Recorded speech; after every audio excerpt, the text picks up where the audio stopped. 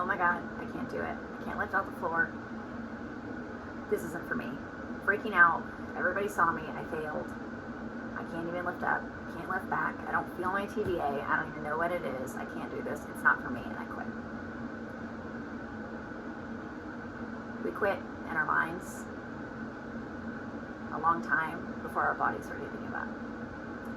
It's really, really easy to be stuck in a negative mindset and not even realize it. It's really important as a part of this process or any challenge that you face to become conscious of how exactly you speak to yourself in your mind.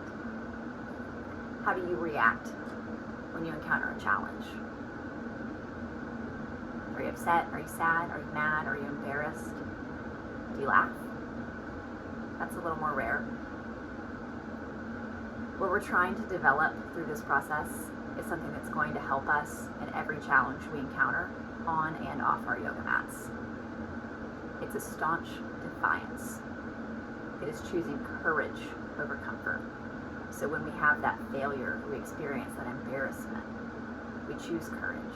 We choose not to let that fear or that failure define us. We choose to get up and practice anyway, even though we're afraid, even though it's challenging, even though we don't see how we could possibly ever do it. We choose to have faith in ourselves and keep showing up day after day and believing in ourselves and investing in ourselves. If you're struggling with the L-Sits, that's okay. It's normal. It's fine. It's okay. Don't freak out. Don't give up on yourself. The fact that you've started something that is challenging your body in a way that you haven't challenged it is something to be immensely proud of. So good job and good work. Good for you.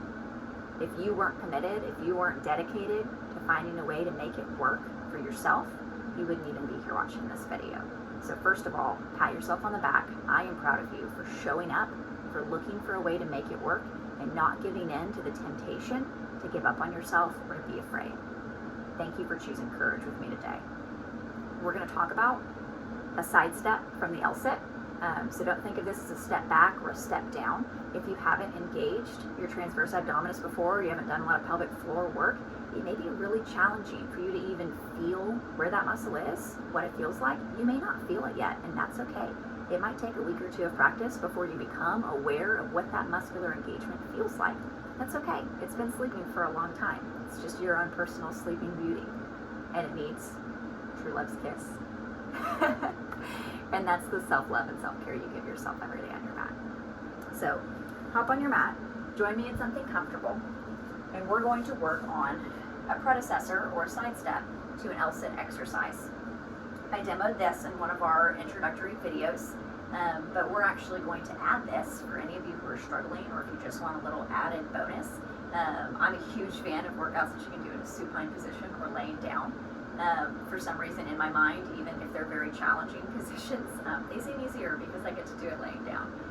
So this is one of my favorite exercises that really will help you identify where those muscles are in your body that you're trying to engage, and it'll also at the same time build strength for you, and it's going to help you in your L-Sits as you progress through all types of balancing postures. So go ahead and grab a block. We won't use it at first, but we'll need it here in a minute. Come down, lay down on your back. Bring your knees up over your hips. Try to align them. It doesn't have to be perfect. Nothing has to be perfect. Just be where you are. You'll feel your lower back press to the ground. I've got a little bit of sway back here. That's a pelvic tilt. So I actually have to pull my legs in a little bit to get my back flush with the mat. So wherever you need your knees to be flush with the mat there on your lower back, go ahead and place them there. You can have your hands just resting on the side. You can rest them on your tummy. This helped me identify where my transverse abdominis was, is having my hands right here on the side of my tummy. So your transverse abdominis wraps around right here, and if you place your hands here, you might start to feel it, or even imagine you feel it. You can close your eyes if you want. Sometimes that helps you focus on muscular engagement. So we're going to slowly move our feet towards the far wall, and it may be just an inch. And you should feel some engagement right there in your tummy on the sides, pulling in kind of like a belt. And that's your transverse abdominis.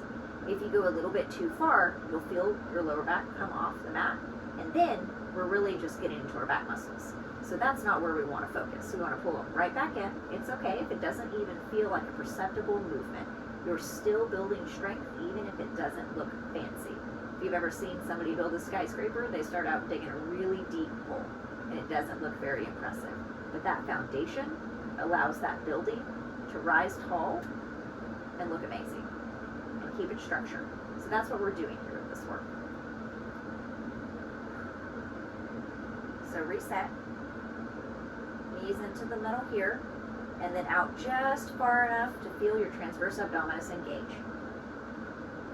If you're doing this and you're saying, man, I don't feel anything, I'm going here and here and I don't feel any difference, that's okay. Not everybody feels things the same way.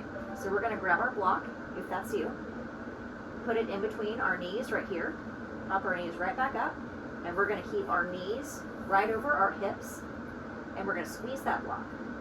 So you squeeze your legs, you should feel a soft tightening right here in your core. That's your transverse abdominis. It's very difficult to squeeze your inner thighs without causing engagement in the transverse abdominis.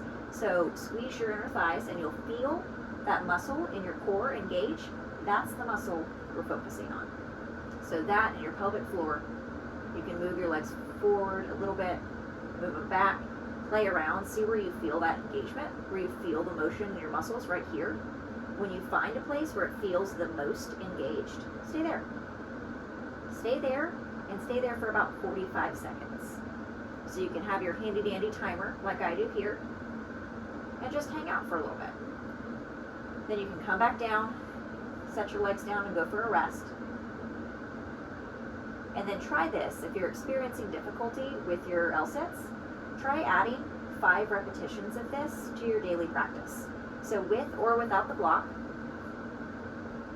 we'll squeeze in our transverse abdominis. Focus on engaging that by moving your legs forward. Be careful not to go too forward and feel your back come up. Bring it back here.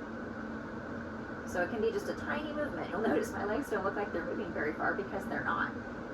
Big movements aren't necessary for muscular engagement.